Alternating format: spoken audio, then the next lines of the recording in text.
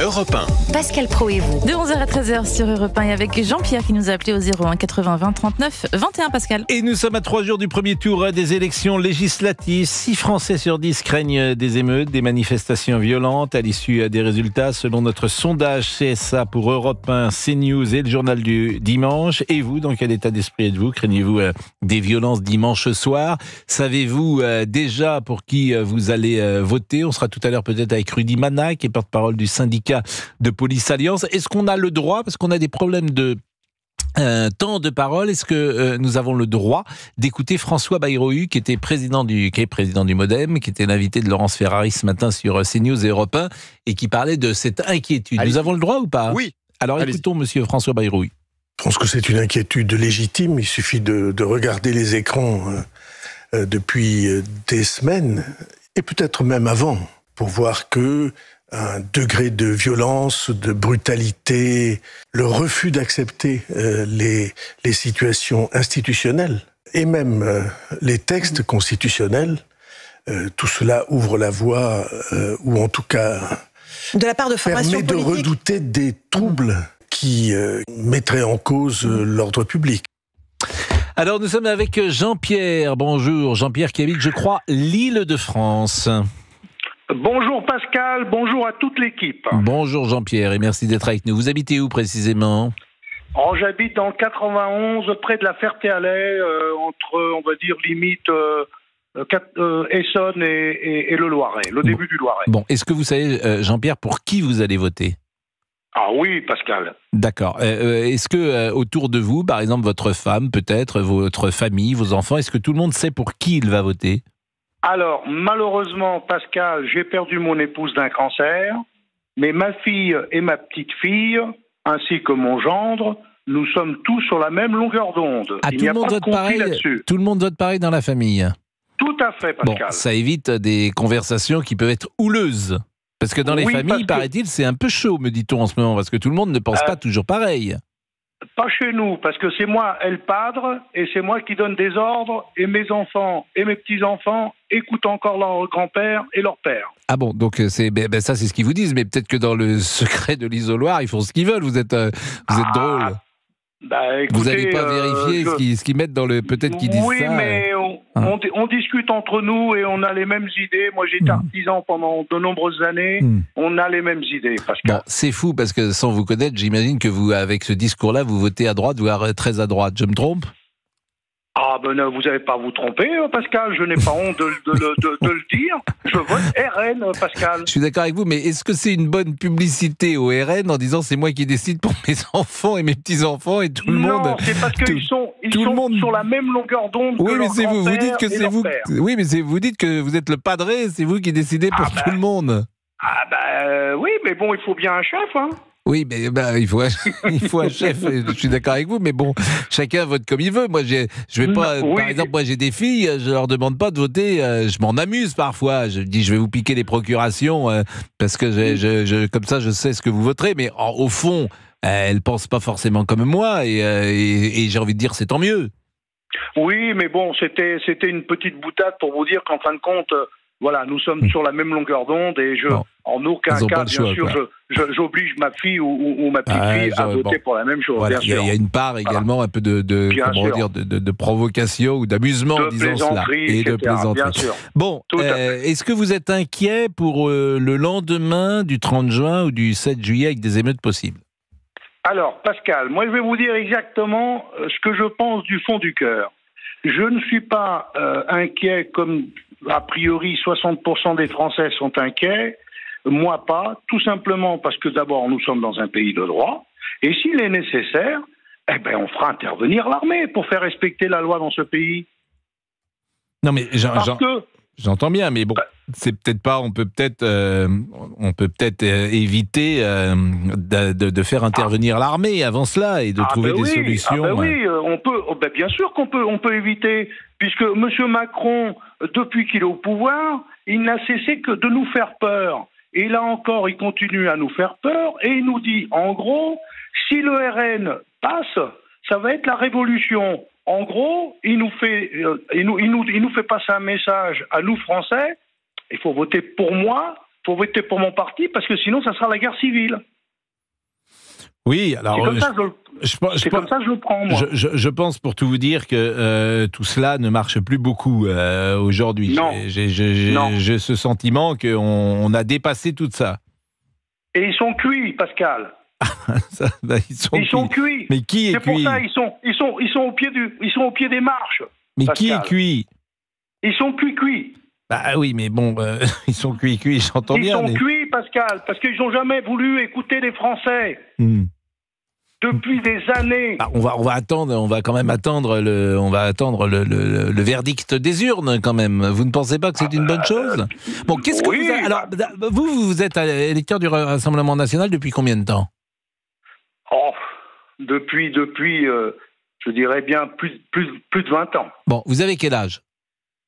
67, Pascal. 67 ans. Bon, donc la première fois que vous avez voté, c'était sans doute pour De Gaulle, peut-être.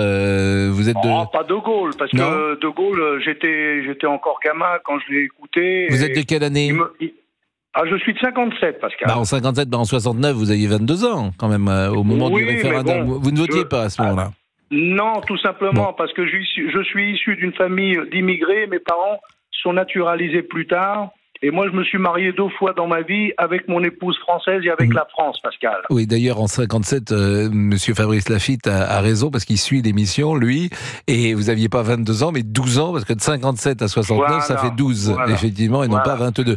Mais vous êtes originaire d'où Alors, je suis d'originaire portugais. Jean-Pierre, d'accord. Donc, vous êtes venu, votre famille était au Portugal. Donc, la première fois que vous avez voté, c'était peut-être en 81, alors? Oui, à peu près. Oui. Et là, vous votiez à droite à ce moment-là? Vous votiez déjà à droite? Je vous dirais, j'ai pas voté Mitterrand, dans tous les cas. Non, mais on essaie toujours, je pose toujours ces questions-là pour connaître le chemin politique des uns et des autres. Qu'est-ce que vous attendez du Rassemblement national? Alors, ce que j'attends du Rassemblement national, c'est tout simplement un changement dans ce pays. Mais quand je dis un changement, d'ordre déjà. D'ordre et de respect. Moi, Pascal, je suis perdu dans cette France. Je ne reconnais plus la France que j'ai connue en tant que gamin, en tant qu'ado, en tant que début, je dirais, adulte. Je ne me reconnais plus dans cette France. Et vous pensez qu'elle peut revenir, cette France un peu mythique, telle que vous en parlez, ou rêvez? Je vais vous dire, Pascal, que ça soit les uns ou les autres, le tapis, il va être tellement épais que celui qui va essayer de mettre de l'ordre, je pense qu'il va se prendre des pieds dedans.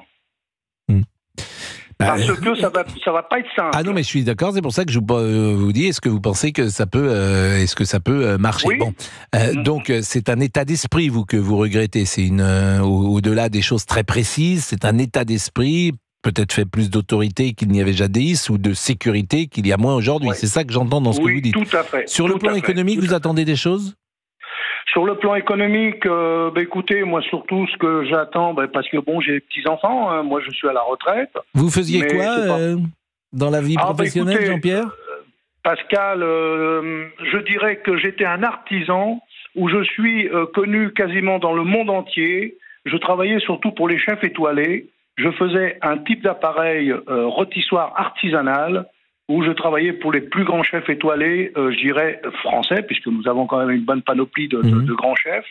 Et je suis connu de l'Australie au Japon. Ah, donc New vous York, faisiez une rôtissoire artisanale. Artisanale. Ça, c'est formidable, ça. Donc, qui était monté quasiment, pièce par pièce, à la demande, fabriqué. Tout à fait. Et qu'est-ce qu'elle avait de spécial, cette rôtissoire? Voilà. Et j'ai travaillé pour des grands établissements, je dirais français, mondiaux. Oui, et donc, cette rôtissoire permettait d'avoir une viande mieux cuite, j'imagine, mieux rôtie en l'occurrence. Oui, c'est-à-dire que mon type de rôtissoire, bien souvent, les mettait en cuisine ouverte. Et on fait rôtir les produits à la verticale et à l'horizontale devant les clients. Ah, moi ça me plaît ça, parce que je trouve que le poulet notamment. Vous avez quelques établissements dans Paris où vous pouvez y aller. Le poulet rôti, mais moi je trouve que le poulet au restaurant c'est pas bon.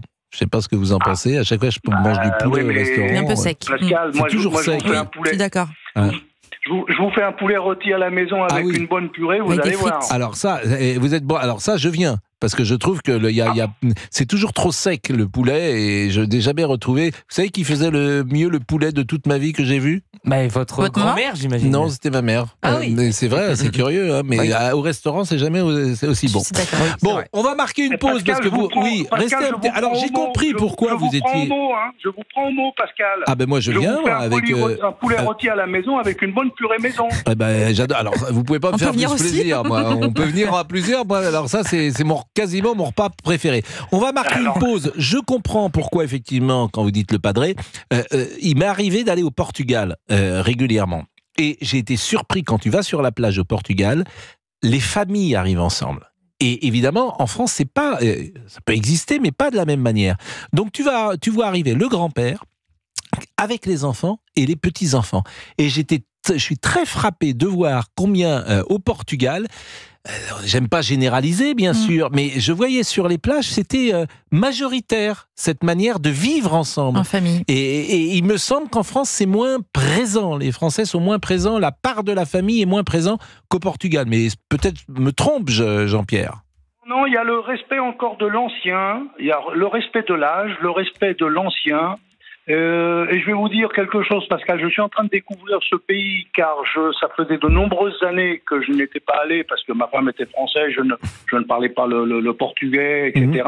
Et je suis en train de découvrir ce pays qui est naturellement généreux, on mange très bien. C'est vrai. Et il y a le respect, et il y a la peur du gendarme encore. Pascal. Non mais c'est vrai que c'est très agréable le Portugal. Je ne sais pas si vous êtes allés les uns les autres au Portugal. Pas ce pays. Ah vous n'êtes pas allés jamais. Ah oui, c'est pas très loin en même temps. Vous pouvez y aller. Oui, je ne suis pas encore allée. Bon, et d'ailleurs, Pascal, entre nous, je suis en train de faire un projet de maison pour mes petits-enfants là-bas, vous voyez. Eh bien, écoutez, on viendra aussi. Comme ça, on fera coup double. On ira en vacances et on mangera le purée. La purée avec le poulet. Pascal, je vous mets au défi de venir manger chez... Mais moi, c'est à la bonne franquette, hein, Pascal. Et vous croyez que je mange comment, moi? Évidemment que je mange à la bonne franquette. 11h27. Alors, on a un anniversaire aujourd'hui. Une des plus grandes stars du cinéma français. Une des plus grandes stars, extraordinaire actrice. Donc on écoutera peut-être des chansons parce qu'elle a aussi chanté. Et puis peut-être aussi Monsieur Fabrice Lafitte l'écoutera-t-on au théâtre, l'écoutera-t-on également au cinéma. Pourquoi pas? Vous avez quelques petits extraits et on pourrait peut-être lui passer un petit coup de fil d'ailleurs. Ce serait rigolo si on pouvait lui passer un petit coup de fil. Il est 11h28, à tout de suite. Et comme Jean-Pierre, vous pouvez réagir au 01 80 20 39 21 avec Pascal Praud de 11h à 13h. Belle journée sur Europe 1. Europe 1, 11h, 13h, Pascal Praud et vous. Alors, figurez-vous, paraît-il que c'est pas du tout ça, ce que j'ai dit, la draft, c'est pas ça, c'est pas exactement ça. Bon, on donnera une définition peut-être tout à l'heure plus précise. Bon, en revanche, Monsieur Haddad, faut qu'on fasse très attention parce que l'Arcom nous écoute. Donc, on n'a pas le droit de dire ce que vous faites. En revanche, vous avez le droit de parler au nom de Renaissance, parce que si vous dites ce que vous faites, ce que vous candidatez, etc., il faut ouvrir toute une série de procédures, c'est compliqué. Donc on reste sur un débat national avec vous, Monsieur Haddad. Vous en êtes d'accord? Bonjour Pascal Praud. Je veux bien aussi parler d'Isabelle Adjani. Il y a notamment le film La journée de la jupe, qui est effectivement un film magnifique, très courageux et très actuel. Mais oui, parce que parfois, alors vous avez raison d'ailleurs, Benjamin Haddad, de dire que parfois le cinéma en dit plus pour l'homme politique que vous êtes que un reportage ou que la réalité. On peut rappeler le thème du film d'Isabelle Adjani? C'est dans mon souvenir l'histoire d'une enseignante qui se bat pour la laïcité, pour l'émancipation des femmes face au radicalisme. Et donc c'était un film assez coup de poing et très courageux pour une actrice en plus déjà aussi connue, aussi célébrée qu'Isabelle Adjani. Donc il faut le voir et le revoir. Bon, Monsieur Haddad, est-ce que au fond, vous qui êtes un macroniste, vous n'avez pas beaucoup de regrets? Parce que les prises de parole du président de la République sur la sécurité, notamment, arrivent bien tard. Et on se dit que Emmanuel Macron aurait pu être un formidable président, parce que sur l'économie, il a sans doute fait ce qu'il fallait faire, mais que sur le régalien, par manque d'empathie peut-être avec les Français, par aveuglement, pourquoi pas, sur la sécurité, sur l'immigration, sur ce qu'attendaient les Français, il n'eût pas fallu au fond grand-chose pour changer le sort à son premier quinquennat et les 2 premières années de son mandat. Il faut entendre ce que nous disent les Français. Partout, qu'ils soient de gauche comme de droite, ils demandent de l'autorité dans la rue, de l'autorité dans les salles de classe. Ils demandent de la sécurité, de la fermeté face à l'immigration illégale. Et oui, en effet, il faut qu'on le porte. Alors, ces dernières années, nous, on a fait augmenter les moyens de police, les moyens de la justice. J'étais l'un des rapporteurs de la loi immigration qui est passée en décembre dernier, qui permet d'expulser plus facilement les délinquants étrangers. La règle est simple. Si vous venez, comme ça a été le cas pour ma famille, Pascal, si vous venez pour vous intégrer, pour travailler, pour apprendre la langue, vous êtes le bienvenu. Si vous ne respectez pas les règles, si vous êtes débuté d'asile, si vous êtes délinquant, vous devez partir. Et ça, ce principe, il doit être clair, il doit être respecté. Mais oui, il faut qu'on aille plus loin. Il faut qu'on aille plus loin, je pense notamment à la justice, qui est encore trop laxiste. Moi, je suis favorable, comme Rachida Dati, à la réintroduction des peines planchées, à revenir sur l'excuse de minorité. Aujourd'hui, un mineur, en 2024, c'est pas la même chose qu'un mineur dans les années 50, quand vous avez les écrans, la violence, le rôle des réseaux sociaux. On l'a vu avec l'horreur absolue de Courbevoie et cette petite fille juive qui a été violée la semaine dernière. Oui, il faut qu'on soit d'une fermeté absolue sur ces enjeux. J'entends ce que vous dites, Monsieur Haddad, mais vous êtes du camp Renaissance et j'ai envie de dire, vous n'êtes pas audible, précisément, puisque Renaissance est au pouvoir depuis 7 ans et que Renaissance ne l'a pas fait. Et ça rejoint la question que je vous posais. C'est-à-dire que Emmanuel Macron aurait pu être un formidable président. Il avait tous les pouvoirs, il était jeune, il proposait une incarnation intéressante derrière François Hollande.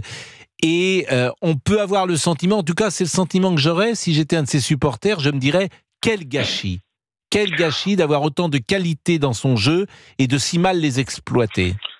Vous savez, moi je ne renie jamais mon engagement. Ça ne veut pas dire qu'on ne peut pas être humble, qu'on ne peut pas être lucide devant peut-être là où on aurait dû aller plus loin, peut-être des erreurs.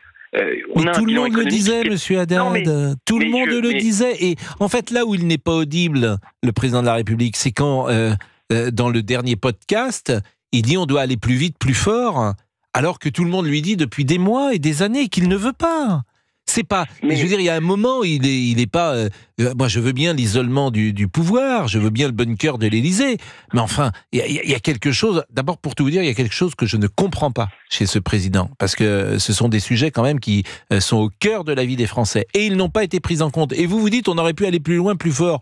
C'est trop tard. C'est trop tard, Monsieur Haddad. On doit aller plus loin. Mais oui, mais maintenant c'est trop tard. Vous voyez bien que. On doit le faire, Pascal Praud. On doit le faire avec toutes les forces républicaines qui veulent travailler avec nous. Moi, les forces républicaines, ça c'est encore un autre débat. Je plaide depuis 2 ans pour que nous travaillions mieux avec les Républicains. Moi, je suis d'une droite libérale, républicaine, qui veut mettre le paquet sur le régalien, les questions de sécurité, qui veut qu'on continue à réformer en profondeur notre pays pour mettre de l'ordre dans le compte public et pour continuer à faire baisser le chômage, qui est aujourd'hui au plus faible en 40 ans. On a le pays qui est le plus attractif pour les investissements étrangers. On a enfin des usines qui rouvrent après avoir vécu la plaie du chômage de masse. D'où le gâchis, précisément. Donc, il faut qu'on aille plus loin et qu'on travaille notamment avec la droite. Alors, moi, je vous dis ça depuis 2 ans. Je veux dire, ils ont été tellement divisés. J'ai vécu de l'intérieur la réforme des retraites, alors qu'ils l'avaient mis dans leur programme. Ils se sont divisés. On avait topé avec Éric Ciotti. Et pour autant, ils n'ont pas été capables de dégager une majorité. Mais pour autant, je suis un optimiste, je ne désespère pas. Et je veux qu'on fasse le bloc central le plus large possible. Mais vous avez raison. Il faut qu'on entende, il faut qu'on agisse surtout sur ces questions de sécurité. Vous pensez que c'est encore possible? Les Français partout. Mais vous ne pensez pas qu'il n'est pas trop tard et que finalement le Rassemblement national a pris ces thèmes-là et que vous ne reviendrez pas? Mais la vraie question, c'est est-ce que le Rassemblement national apporte des réponses concrètes? Est-ce que le Rassemblement national, avec un programme qui est anti-européen, va être capable de trouver des solutions concrètes pour lutter contre l'immigration illégale? Moi, j'ai beaucoup travaillé sur ce sujet.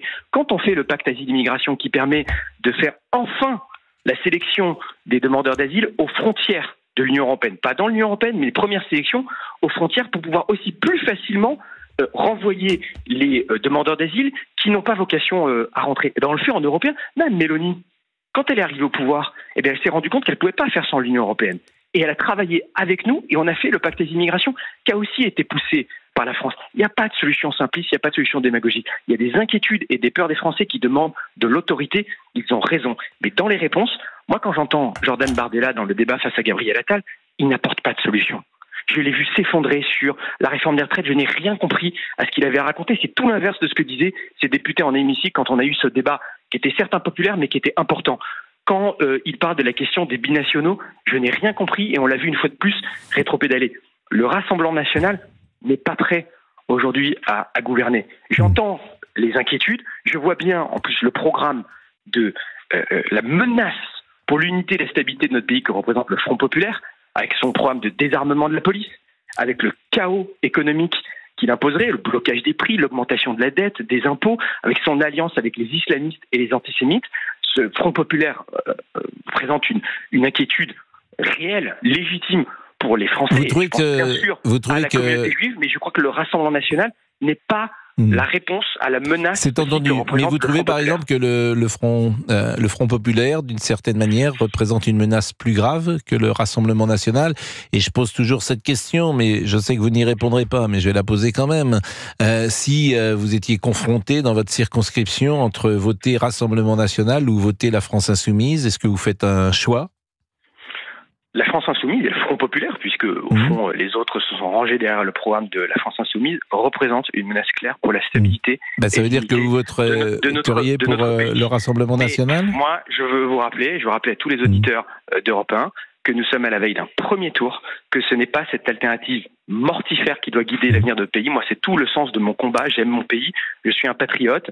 Je dis, il y a un bloc central. Il y a les candidats Ensemble pour la République qui sont présents dans toutes les circonscriptions dès le premier tour et que nous devons les placer en tête dans le plus de circonscriptions possible. Et après, je souhaite que nous fassions des alliances avec les Républicains, avec les socialistes qui ont, avec Raphaël Glucksmann, fait une campagne digne et pro-européenne aux élections européennes. Vous préférez donc vous allier à Raphaël Glucksmann qui est allié avec Jean-Luc Mélenchon Bien sûr que non.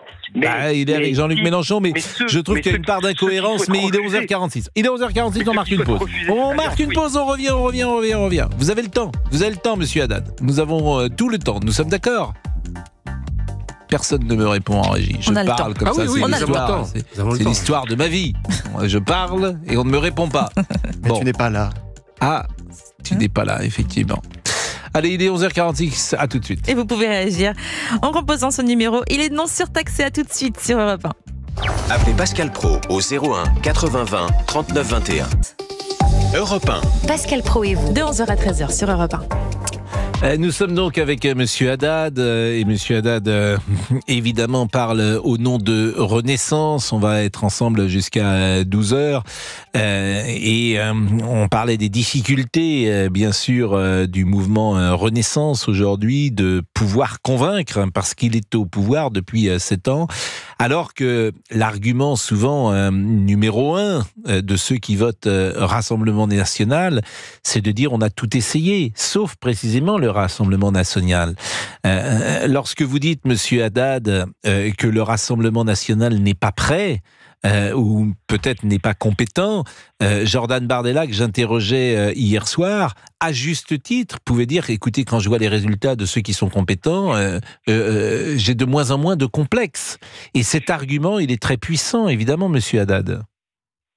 Oui, mais je vous le dis, je crois que Jordan Bardella représenterait un saut dans l'inconnu, à un moment si difficile et tumultueux pour notre pays où on a besoin de stabilité, on a besoin d'unité, à un moment aussi de transition sur la scène internationale. On a une guerre sur notre continent, on a peut-être demain Trump aux États-Unis. Est-ce que nous voulons faire ce saut dans le vide avec le Rassemblement national? Et je voudrais revenir une minute sur les sujets de sécurité dont nous parliez tout à l'heure. Et oui, je suis le premier à vous l'admettre en toute humilité que nous devons aller plus loin et qu'il y a des choses en particulier sur la justice et la réponse pénale où il faut être beaucoup plus fort, ou sur la lutte contre l'immigration illégale. Mais c'est aussi notre majorité avec Gabriel Attal qui a eu le courage d'interdire l'abaya. C'était un tabou, personne ne voulait le faire, il est arrivé et on a mis fin à l'abaya parce que la laïcité, c'est notre bien le plus précieux pour défendre l'émancipation et l'universalisme à l'école et lutter contre l'islam radical et son emprise dans nos quartiers.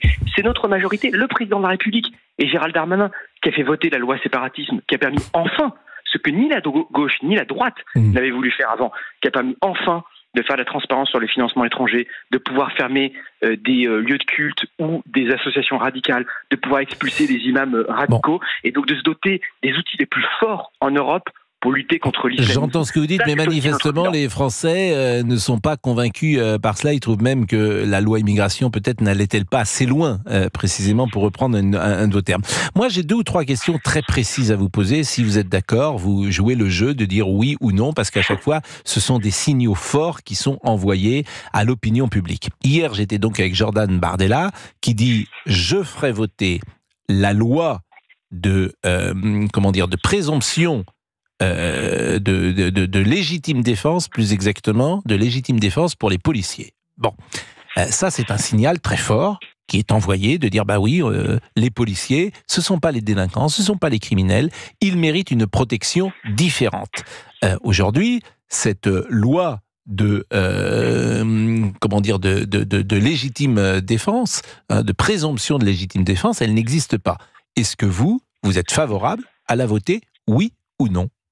Alors, naturellement, vous me parlez d'une loi que je n'ai pas sous les yeux, que je n'ai pas lue. Vous comprenez l'esprit, monsieur Haddad. Vous comprenez l'esprit. Non, mais je ne me dérobe pas, Pascal Praud. Voilà. Sur le principe, oui, je suis favorable. Moi, je veux qu'on soutienne nos forces de l'ordre. J'ai vu notamment depuis 2 ans, en hémicycle et dans la rue, la France insoumise bafouer nos institutions, insulter nos policiers, mettre l'opprobre et qui met aujourd'hui dans son programme le désarmement de la police. Et donc, je serai toujours du côté de ceux qui veulent renforcer les moyens, renforcer l'autorité de nos forces de l'ordre. C'est ce que nous avons fait ces dernières années. On a augmenté de façon historique le budget de la police pour mettre plus de policiers et de gendarmes sur le terrain, 17 500 en plus ces dernières années, 3 000 à Paris. Mais je serai toujours du côté de ceux qui nous défendent. Bon, je pense que c'est dommage, par exemple, que cette loi, alors là je donne un avis personnel, je trouve que c'est dommage que cette loi n'ait pas été proposée, parce que c'est un signal fort, et quand je vois comment les policiers sont traités, dans l'espace médiatique notamment,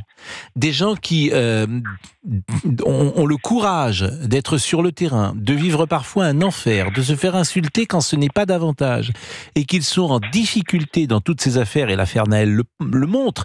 Alors, les policiers, bien sûr, n'ont pas tous les droits, mais quand je vois l'affaire Naël, comment elle s'est déroulée, que ce jeune garçon, pendant des kilomètres, en tout cas, oui, des centaines de mètres, était tout seul, au gré à la barbe des policiers. Évidemment, c'est un drame qui est arrivé. Bien sûr que c'est un drame. Bien sûr que ce policier regrette ce qu'il a fait. Mais j'ai envie de dire, faut entendre la parole des policiers. Mais vous avez répondu avec beaucoup de franchise. La deuxième chose... on voit, je ne retire pas un mot de ce que vous venez de dire, on voit des multiplications de cas. Les refus d'obtempérer, c'est un vrai problème quand même pour les policiers. Qu'est-ce qu'ils doivent faire ? Qu'est-ce qu'ils doivent faire, les policiers ? Bien sûr, ils sont sous pression, mais je veux vous dire, on a aussi fait voter avec mon collègue Sylvain Maillard, au mandat précédent, je n'y étais pas, mais a fait voter le fait d'avoir une police municipale à Paris. Qui s'est opposé au fait d'armer, d'équiper les policiers à Paris? C'est Anne Hidalgo. Alors, heureusement, grâce à notre majorité, il y a une police municipale qu'on est en train de former et de mettre sur le terrain. Mais la maire de Paris, et c'est d'ailleurs aussi pour cela que j'ai porté avec mon collègue David Amiel le fait de changer le mode de scrutin municipal à Paris pour que le maire soit élu directement par tous les habitants des 20 arrondissements de Paris, parce qu'on a aujourd'hui une maire de Paris qui ne fait pas le travail suffisant pour protéger ses habitants. Autre question très simple, et c'est Monsieur hier Bardella qui répondait à cette question. Est-ce que vous êtes favorable à aucune régularisation désormais sur le sol de France ? Aucune régularisation sur le sol de France. C'est-à-dire que les gens qui sont notamment entrés en situation illégale, il n'y a plus de régularisation, c'est ce qu'il proposait hier. Quel est votre point de vue ? Alors, de toute façon, vous savez qu'aujourd'hui, il y en a très peu. Dans le texte de loi que nous avions voté en décembre, qui me convenait, le principe était très clair.